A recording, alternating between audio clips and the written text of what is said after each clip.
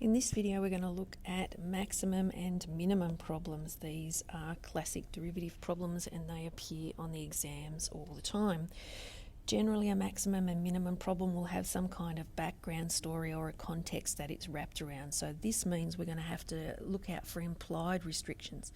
So not just implied domains, but also implied domains by the type of function that we're working with, but also implied restrictions. For example, in many cases, our time needs to be greater than or equal to 0. Our heights will need to be greater than or equal to 0. Now, this is not the case in all situations. Okay, you'll need to check the background story or the context to see if there are any restrictions like that. And sometimes you might have restrictions in terms of the values that you can have. For example, you might be working with the number of koalas, and so you can only have integer values. You can't have decimal values of koalas, and so if that's the case, the exam question will instruct you to go to the nearest whole or to the next whole value. So in an exam, it would tell you which way to go, so you don't need to concern yourself with that. But you do need to think about, for the values that I am working with, for the quantities that I'm working with, do they come with implied restrictions? So maximum and minimum problems come in two varieties. One where you're given a function, which makes it really simple and easy to use. You just get on and do your derivatives, check your endpoints, etc., making sure that you're still looking out for these implied restrictions. But if you don't have a function, then you've got to develop your function yourself to represent whatever quantity you need to find the maximum or minimum quantity for. So whatever it is in the question that it asks you to maximize or minimize, that's the quantity that goes on the y-axis. Whatever it is to find the maximum or minimum of, that's the thing that goes on the y-axis. And the final thing that you need to watch out for, of course, if you are working with maximum and minimum problems that have a backstory, if you like, you need to be aware of what the variables actually represent. So if it's time, what units is it working with? If it's height, what units is it working with? Those kind of units that come implied, again, with whatever your variables are representing. So let's have a look at some questions. So this example here is an example where you're given a function and you can see a function sitting here and you can see the word maximum here. Now, you need to be super duper careful with these things because it looks like, even if we read it very quickly, mathematician decided that the model which best described the height of the water at the northern end of the ocean pool is this function here, where h2 is the height of the wave above the sand in meters and t is the time in minutes from 9 a.m. each day. All good. Find the value of t at which the rate of change of the height of the water is first at a maximum. Now, most common mistake here, we've got maximum, we've got find the value of t, and we've got height of the water here. The thing that you need to be looking for is this thing here. What we're trying to maximize and minimize. Don't just see the word maximum and find the derivative of the function. Check out what it is that you're meant to find the maximum of. You're actually meant to find the maximum for this question of h dashed of x. So we're going to need to find the derivative of h dashed of x. We're going to need to find the formula for that, and then we're going to need to find the derivative of that. So we need the derivative of h dashed of x equal to 0. And when you solve that with your CAS calculator, you get t is equal to 0.125 minutes. Now, in terms of what's required, if this is an exam 2 question, you can see that it is worth 2 marks. See the 2 marks here.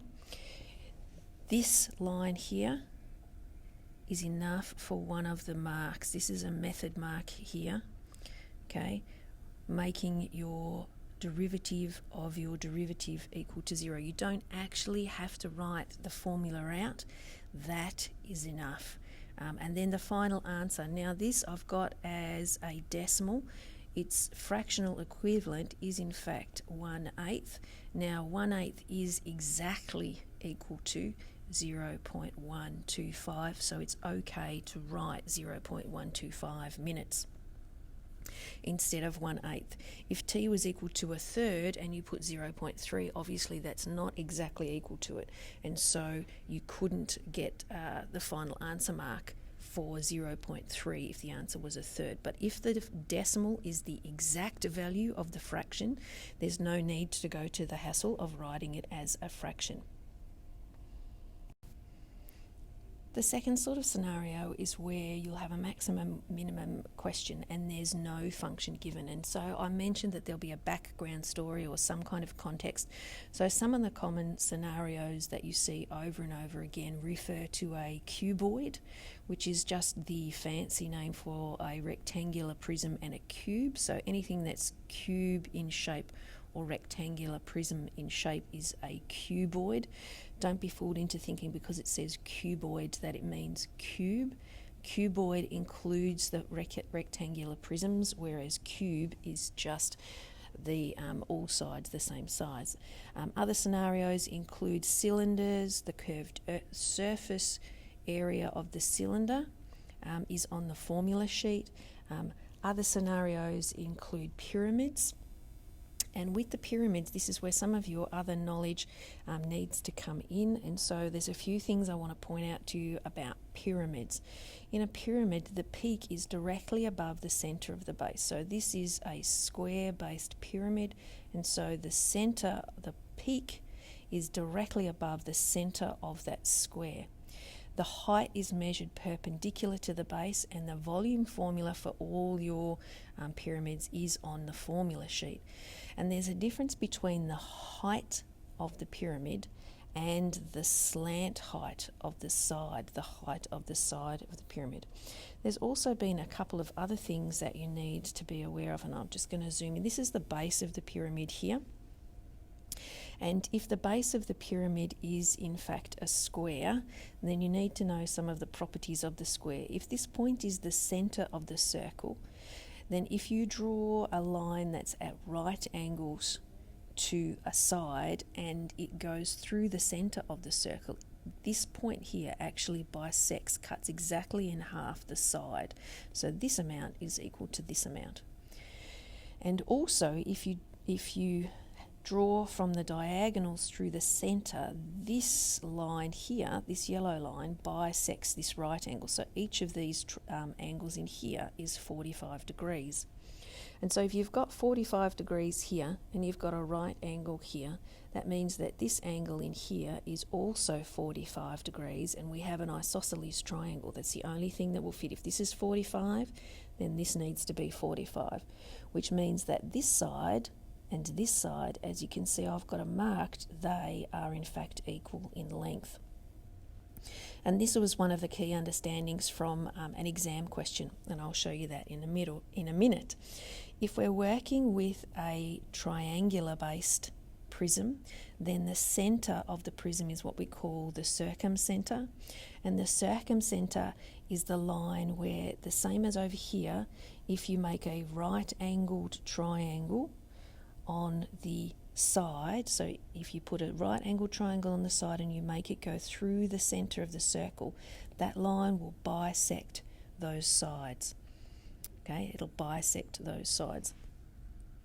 And again, you've got this same side. If you have these lines are also referred to as perpendicular bisectors, if you remember those. If you have an equilateral triangle as your base, then each of these angles is 60 degrees, and if you bisect the line and then you draw a line from the centre of the circle straight up the middle and it's symmetric, then you bisect these angles, which means that you can figure out that these are 30. If that's 90, you can figure out what this is, and now you've got relationships between all of those sides. And some of those things are important in trying to solve some of the problems for maximum and minimum, and I'll show you in a sec. We've also got a common scenario is to use a cone, which is the same as a pyramid, just turned generally upside down, and again the height is perpendicular to the diameter of the cone. They're at right angles. And the formula for the volume of a cone is also on the formula sheet. And the other two things that are on the formula sheet that may be made use of, haven't seen them for a while, but may be made use of, is the area of a triangle formula. And it's not your half base times height, it's the one where you don't have the height of the triangle. See, there's no height, but it includes its two sides and the included angle where those two sides meet.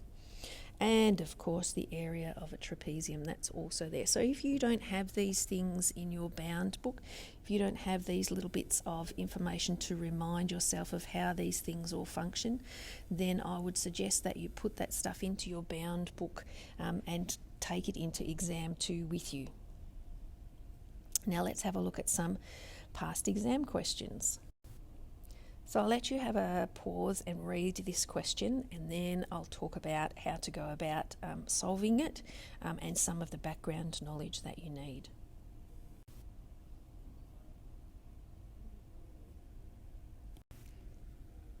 Okay, so you're told in the question that the side length of the corners, the length of the corners of the pyramid, these green ones are all 10 centimetres, so we know that that's 10 centimetres here.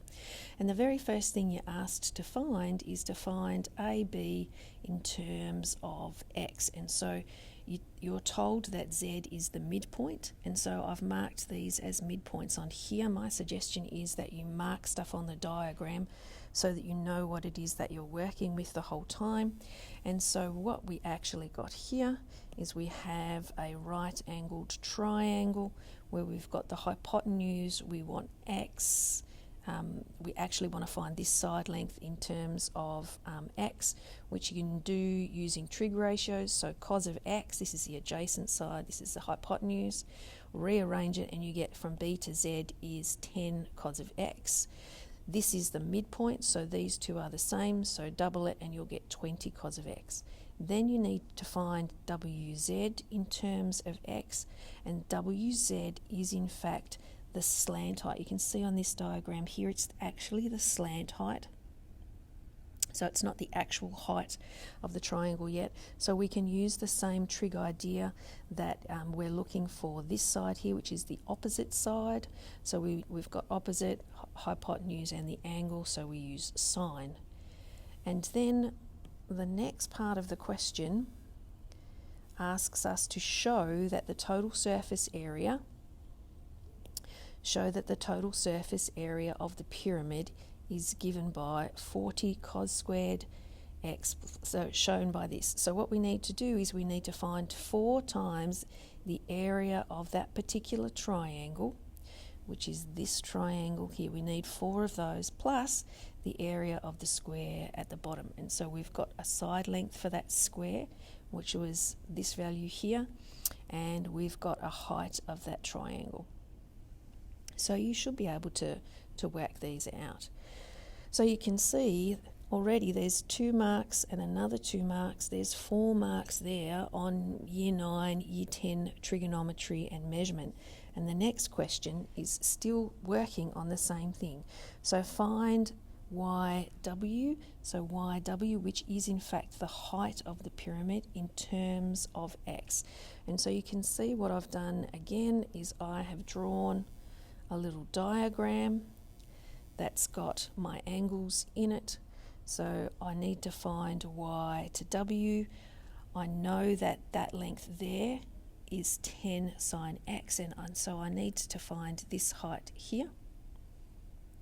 I can do that. Actually, I need to find this height here, but this side here I already know the length of, and I already know the length of this side from Z to Y, because I'm going to remember what I just talked about 5 minutes ago, that if you have a square and Y is the center of that square because it's right underneath the peak, and so that point there with a right angle here actually bisects that line, and this length is the same as this length. So we know this length here is in fact 10 cos of x. And now we can break out another one of our Year 9 skills and use some Pythagoras' theorem to find that height. 6 marks, and we haven't even done any differentiating yet. And so we would work our way and find that. Then the next question says the volume of the pyramid is given by this. Show that the volume of the pyramid is this. So this final mark here, which makes 7 marks, is reliant on your answer to this. And so if you can't do these few here, you're in a bit of trouble doing this one. Now, the question is a show that question. Show that, and then it gives you the volume is equal to this. Now, the reason that they do this is so that 2 reasons. They can see your algebra skills, and that secondly, if we look at the next question, that's the follow-up question for that, it asks us to find the maximum possible value, maximum possible volume. And so we're going to need to find dt dx, and this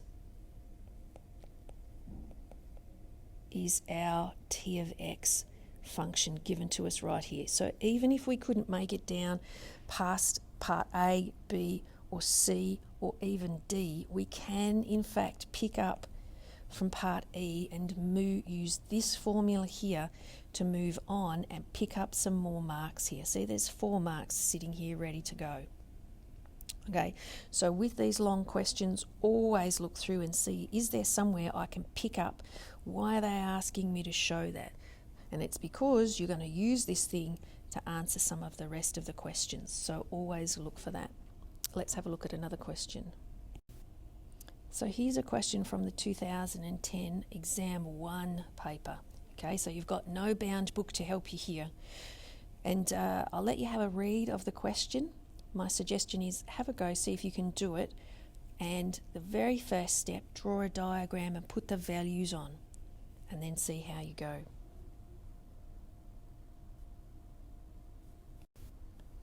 Okay, how did you go?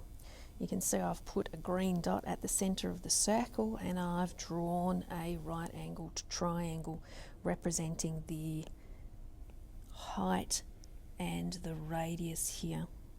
And if you put your radius of your cylinder here, that's fine. And you put your height of your cylinder either here or here, that's fine as well. So what you've actually got is you've got your height of your cylinder sitting here. And this distance here is r. So this distance here is 2 minus r. So I can take this tiny little triangle and pop it over here. So it kind of looks like we've got similar triangles here, but we need to make sure. And what we're going to use is the fact that this height and this height are both parallel lines. They're both vertical lines, and they've been cut by this single line here. So we're looking at angles associated with parallel lines. So if we look over here, 2 parallel lines, one is the height of the cone, one is the height of the cylinder, and this is the line that cuts through both of them. And so what we're looking at here is this kind of scenario here. I've put it over here, and this is where this angle is. So that's that point there, that point there, that angle, and that angle. And our other one that we have is this angle here, which is this angle here, which is this angle here.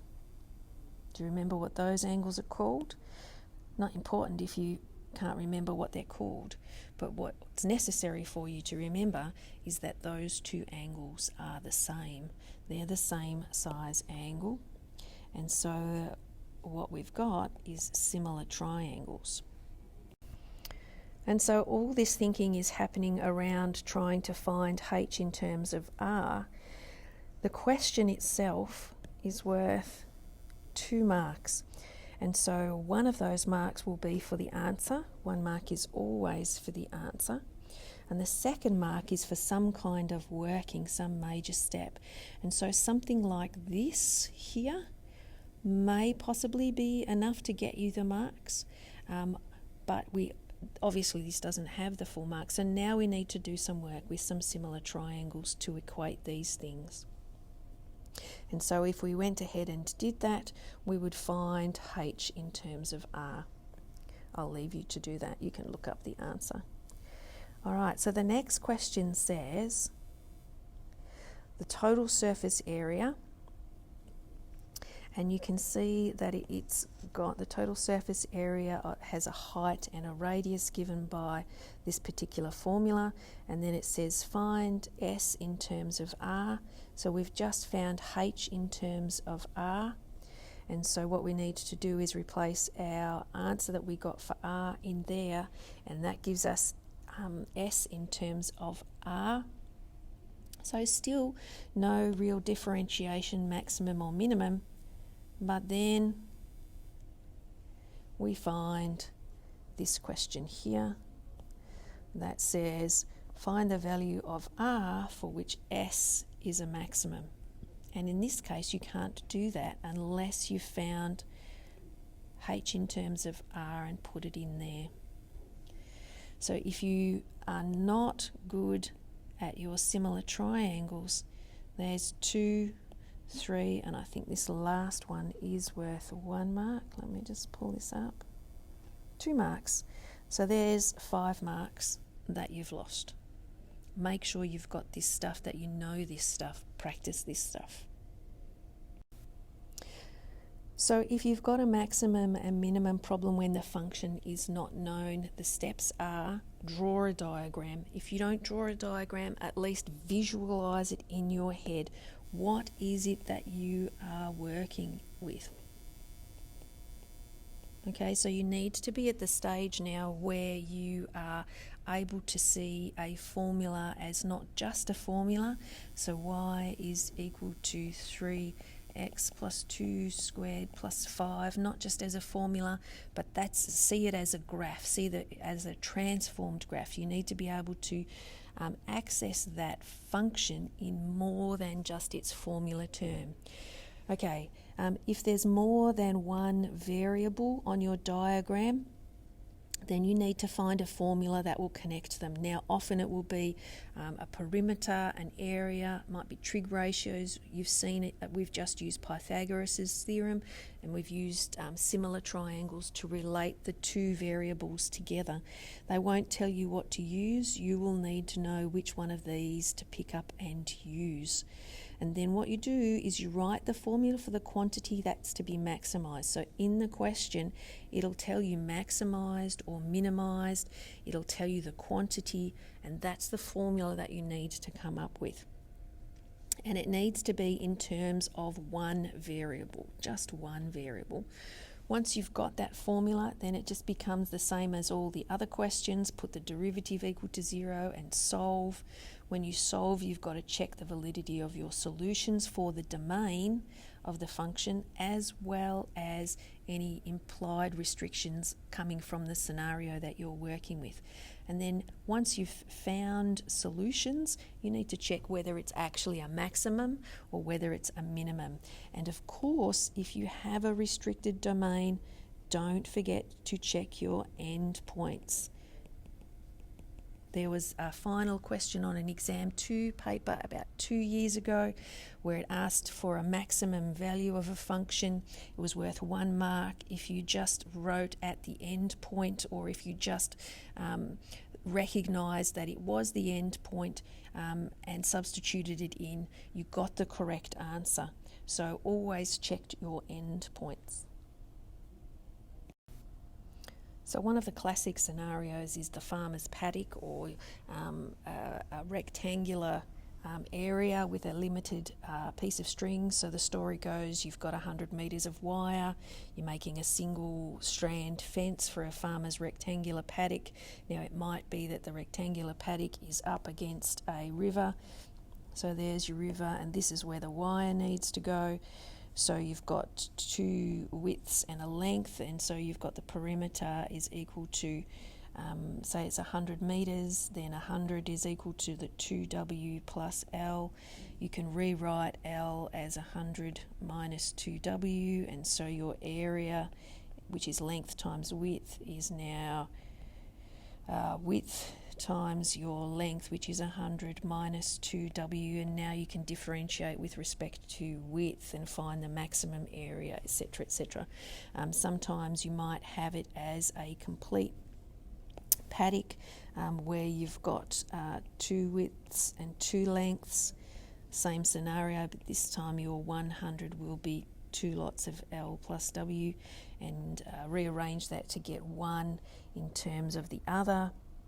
Substitute into your area formula, derive equal to 0, and find the answer. And hopefully when you've done a couple of those, you will come across a very interesting geometric fact about what the shape is when you maximise or minimise these particular paddocks. But you'll see the classic ones as you go through, you'll see them over and over again. Don't forget, make sure you draw a picture. Make sure you check your units. Think about, are there restrictions for the domain of the function itself, and are there restrictions around the values that the variables can be? Volume greater than 0, time greater than or equal to 0. What are the restrictions around what your variables need to represent?